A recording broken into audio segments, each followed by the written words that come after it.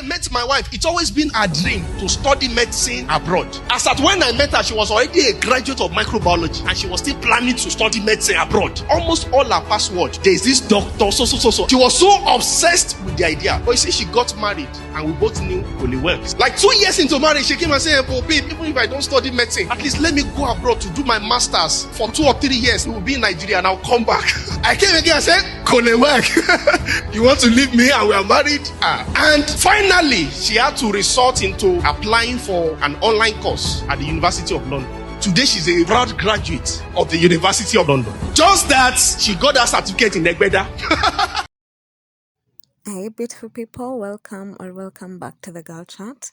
Today we're going to be talking about how these pastors in the video and other religious men have continually held back women through coercion, manipulation, and all other things in the name of God. And you will note that it's very selfish, it's calculated, and entirely masked in divinity and God said. So I'm gonna share some people's reaction and their advice just so that we do not get caught in this sort of a trap. I just saw a video of a pastor who admitted to killing his wife's dream, a pastor. And he said when he married the woman, she had a bachelor's degree in microbiology, and she basically was trying to convince him to travel out of the country to at least do a master's degree. And he's like, yeah, no, I can never do that. This is going to sound so bad. And I'm biting everything in my tongue to say this, but that's a small man. I've been brought up not to speak ill of pastors, but why would you do everything in your power to make sure your wife doesn't rise? If the wife rises and becomes a doctor, does it not help your life? So to all men out there who think like that and make sure that the wife doesn't rise above them, let me tell you something. The more you push your wife to get ahead in life, the more you're getting ahead. So if you're pushing your wife to get ahead and you're not trying to get ahead, then whose fault is that? As your wife is striving for excellence, you strive for excellence. You'll be better. She looks up to you. But if you stifle her, if you try to push her down, that woman is probably a good woman. But some women will not stay with you to do all the trash, man. Do better. Got married, my wife, she grew up mostly in the US. She was almost about to become a citizen when we got married. The moment we got married, as you know, we are not staying in the US, we are moving to our place of assignment and so forth. She went back, she had a green card, was just a step to go and get her passport. Went to I've not seen it before, went to the American embassy and went to return her green card. I'm saying with my husband, she went to go and return her green card. I don't want green card again. That's the card some people will kill themselves for. Just a step to see, she went back. That was the first time she will enter into American embassy. Went there, what did you come for? I came to return my green card. You see, what is it? Somebody will go, they say no by force. No. No. I must stay. And then scatter marriage, scatter future, scatter destiny. If it looks evil, evil is around the corner. A lot of you pastors are a bad representation of who God is. So your God knew that he would give you an assignment. That is not in America. But he still chose a woman who has lived in America for so long that she was due for citizenship, and chose her for you so that she could give up her American citizenship simply for the assignment that is on your life, because you are the one who has the calling. I say this all the time and I don't think people grab it. The most abusive men are religious men, and they will use religion and the word of God to abuse you. Oh, our assignment is not in America, so you need to give up your citizenship. You know, men are not futuristic. They always think about their ego. And so this woman had to go give up her American citizenship for what? Just to please the man and to prove a point that God is able to do all things. Your wife having American citizenship is not only going to benefit you, her husband, but it will provide your children an opportunity to have an alternative country to move to if things are not working in Nigeria, because based on your tone, I am guessing you're Nigerian. Having dual citizenship is a privilege that very few people have, But this man used religion to deny his wife the opportunity to become an American citizen, which will not only benefit her and him as her husband, but also their children. And it is how most of these pastors share these things on their podium as if it makes sense, and it is always the women making sacrifices. I remember sometime last year, there was a Nigerian pastor who said, oh, my wife wanted to go and do medicine in the UK. And after we got married, I said, could it work? It won't work. You need to stay in Nigeria. And the wife had to give up her dream of becoming a medical doctor simply for his calling, because he said he has been called by God. When I met my wife, it's always been a dream to study medicine abroad. As at when I met her, she was already a graduate of microbiology and she was still planning to study medicine abroad. Almost all her password, there's this doctor, so. She was so obsessed with the idea. But you see, she got married and we both knew Holy Wells. Like 2 years into marriage, she came and said, oh babe, even if I don't study medicine, at least let me go abroad to do my masters for 2 or 3 years. We will be in Nigeria and I'll come back. I came again and said, Holy Wells, you want to leave me and we are married? And finally, she had to resort into applying for an online course at the University of London. Today, she's a proud graduate of the University of London. Just that she got her certificate in Egbeda. I know a lot of women, especially African women, will not get this, especially those of you who are highly religiously hypnotized. You will not get it, but most of these religious men and pastors use religion and marriage to halt and to terminate your dreams and your goals. If you have to serve a God who would deny you an opportunity to have dual citizenship, who would deny you an opportunity to give your children an alternative, better life, then I don't know the type of God that you are serving.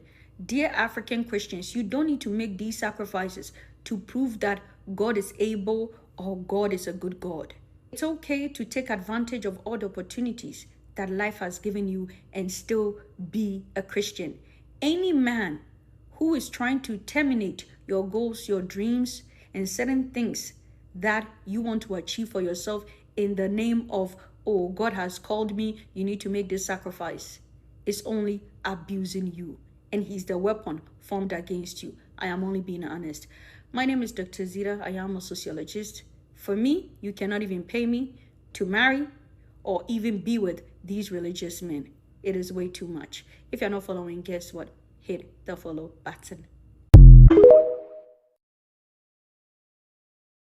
When my daughter was to be born, our first child, my wife went into labor on Saturday. And Saturday is a day for preparation for a pastor. Saturday, labor started. Child come. The labor was dragging. Saturday night, child has not come. I must prepare for service. I went to continue to get myself ready for the service, and my wife spoke to the baby. He said, child, you must not come out until your father returns from service. With that word, she suspended the labor.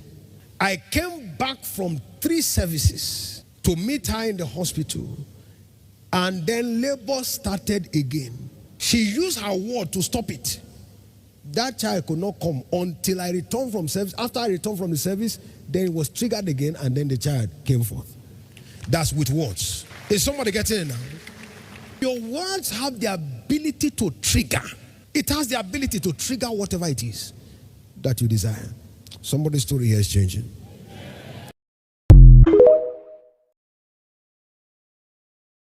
This man on my screen is a pastor in Nigeria. In fact, he's a son to one of the popular pastors in Nigeria with a very big church.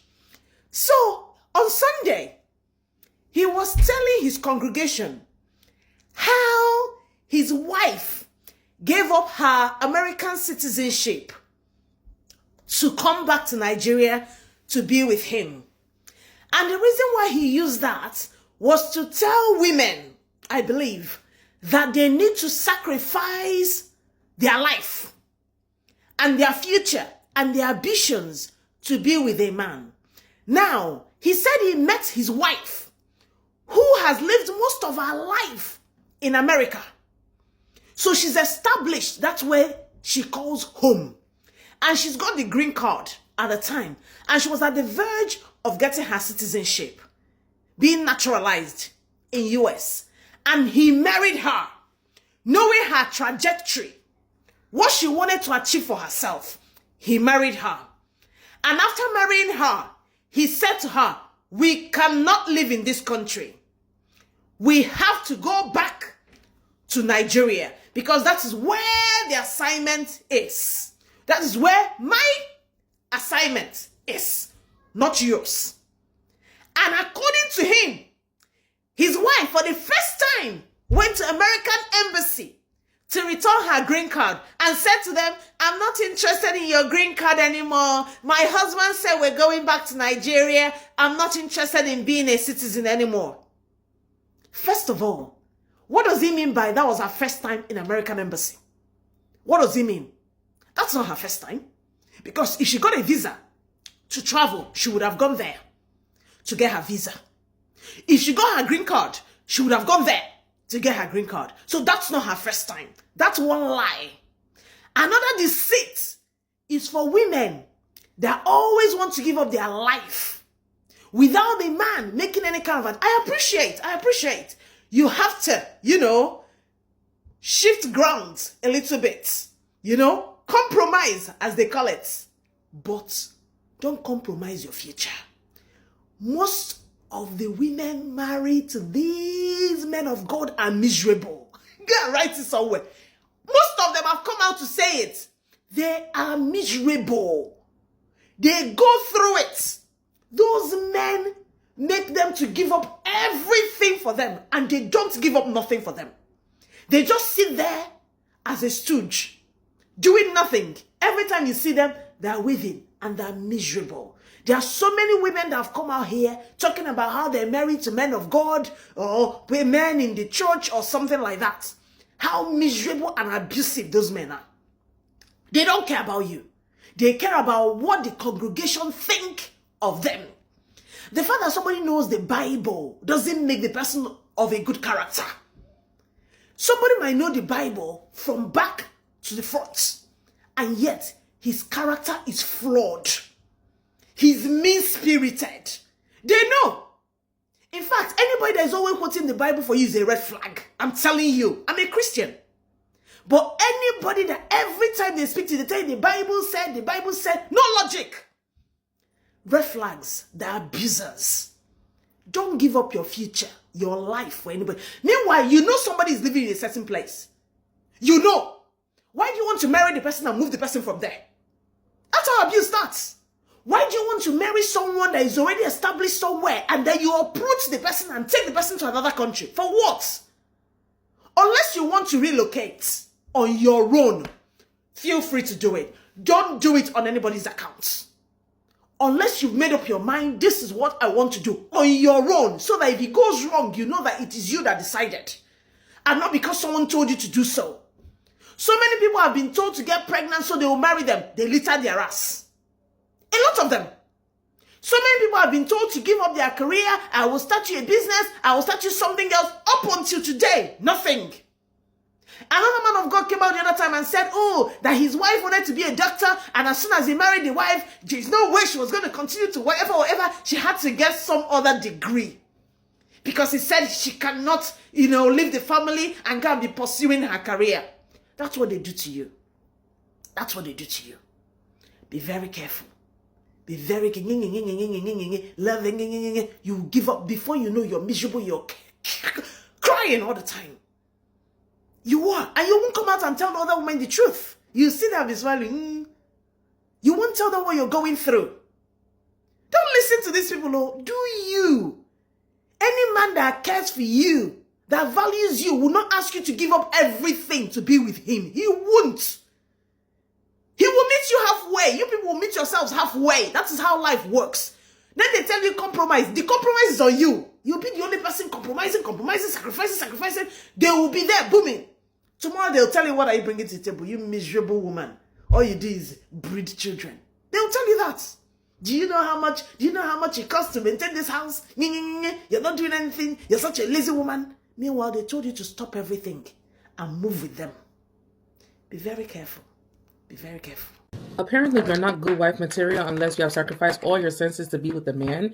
Especially according to these Nigerian pastors, any decision you make outside of marriage or that's not leading to marriage is of the devil. Because what do you mean in a time where people are literally struggling on how to enhance their lives, to better their lives? People are looking for travel opportunities anyhow. You are preaching in your congregation that your wife made this huge risk by returning her green card to the U.S. Embassy. The first time she stepped foot in the U.S. Embassy, she went there and she physically handed them her green card. I don't even know if that's true, by the way. You know, when you have a congregation filled with village people, you can say anything, you can sell anything. And that is how a lot of people end up sacrificing their destinies. And they will tell them that it's God that told them to do it because of harmful teachings and harmful rhetoric. So again, I ask, what was the point of you telling your congregation that your wife returned her green card to marry you?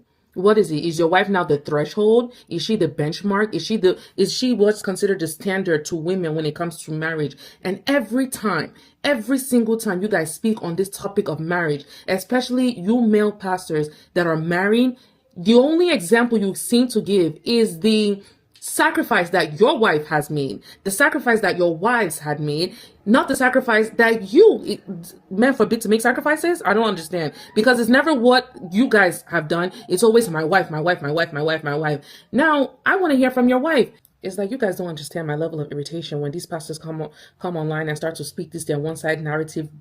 I don't want to call it BS because I'm trying to be respectful here. But is it not just 2 months ago that Shegun Johnson's ex-girlfriend came and did her story time that after 13 years relationship, after all the promising that he promised that he will marry her, that she packed up her life in UK. She sacrificed her life in UK to come back to Nigeria while he stayed in UK with another girl, and he broke up with her over voice note or text message. These are the sacrifices that they want you to make because this man's wife is now the benchmark. She's not the threshold.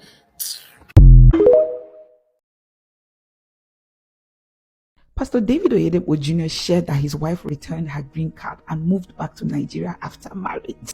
Sister Faith, you returned what? Wait, I know he's spiritual. I know he hears God.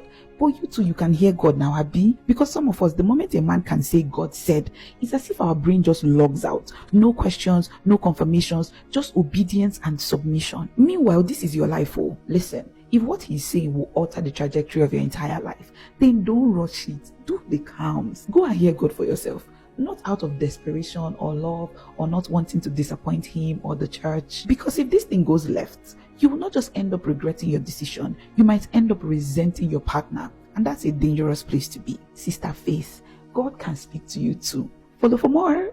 Bye. So I stitched this video of a Nigerian pastor talking about how his wife gave up her green card because they were going to be assigned to do God's work outside of America. And apparently he's the son of Bishop Oyedepo, a popular and renowned Nigerian preacher. So let us watch a quick snippet of that video. I'll be right back. So I'm going to skip over that part because we already had it and just go back to her commentary. See you at the end. So a member of the church, which is Winners Chapel, decided to post this comment indicating that the pastor did not force his wife to give up her green card and that she decided to give up her American green card when she was close to getting her citizenship out of conviction. The commenter went ahead, just like a few other comments, to indicate that the man's father, which is Bishop Oyedepo, is rich, and so the wife of his son can fly on a private jet with an entourage, implying that she has not lost anything, giving up her American green card at a time when she was close to getting her American citizenship. And this is why I say this: a lot of you women are so delusional. You see, the fact that you marry into a rich family does not make you rich. She giving up her green card when she was close to getting her American citizenship was an attempt to eliminate any leverage she had in that marriage. Having an American citizenship would have given her leverage and a way out when that marriage became toxic and unbearable. Her husband deliberately used, we have an assignment elsewhere, to get her to give up her leverage. Because if you have an American passport, and you're in a marriage that is frustrating you, you're in a marriage that is toxic and dysfunctional, guess what? You don't need a visa. All you have to do is to buy a ticket and you are out of the country. That is leverage, and nobody who is smart and strategic gives up her leverage in the name of, oh, we have an assignment and my husband is a pastor, so we are moving back to Nigeria. An intelligent woman does not give up her leverage. Now that she was raised in America and she decided to give up her green card and they moved to Nigeria, guess what? No matter how dysfunctional and toxic that marriage is, she's stuck because she has given up her leverage. Also, dear women, the fact that you may marry a man who is from a wealthy family or that man is wealthy does not mean that by default you are also wealthy. You are only able to have access to certain luxurious benefits so long as you are in that marriage. The day you decide to walk out of that marriage, you will not be given anything substantial. I have seen this before. I know a young lady who married into one of the wealthiest political families in Ghana, and at the time she was dating her boyfriend and later married her boyfriend. Guess what? She had access to certain luxuries. She had access to certain places. But when they got divorced, she left with nothing. Most of you women are delusional to give up your leverage, thinking that, oh, I am married into this family. They are rich. You only benefit to the extent to which you endure in that marriage. The day you choose to leave that marriage, you are not going to leave with a dime. So as a woman, be intelligent enough and never give up your leverage. Some of you do not understand the power in having a foreign passport. If you're in a marriage and the man is messing up and giving you stress, all you got to do is to buy a ticket and you are out. So that was leverage that she gave up. But a lot of you women are delusional, and some of you are in the comment, oh, the pastor's father is a billionaire. It doesn't matter. She can only enjoy the access of Oyedepo's wealth to the extent to which she's married to her son. The day that marriage becomes toxic and dysfunctional and she chooses to leave that marriage, that is the day she lost all access. So she giving up her green card was a way to ensure that she did not have leverage and she did not have any means of escape in case that marriage became toxic and dysfunctional. I'm only being honest here. So dear women, wake up and begin to use your brain. Always make sure you have leverage in every relationship that you are in. My name is Dr. Zita. I am a sociologist. I only keep it real. If you're not following, guess what?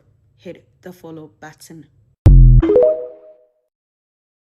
So, ladies, please put your thoughts in the comments down below, because the first thing that struck out to me about how all of these pastors were talking about their wives, it's as if as soon as the marriage was official, she became a piece of property, and it's unfathomable to them that she can even think of herself as her own person.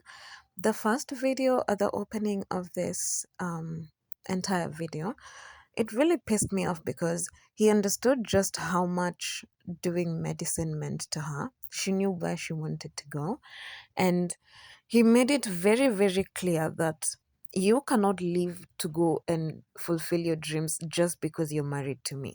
The glee in his face when he was saying it, just, it made me so mad, because he was laughing and just, he seems like the type of person to just hold you both in water until you both drown just because he can't swim, you know?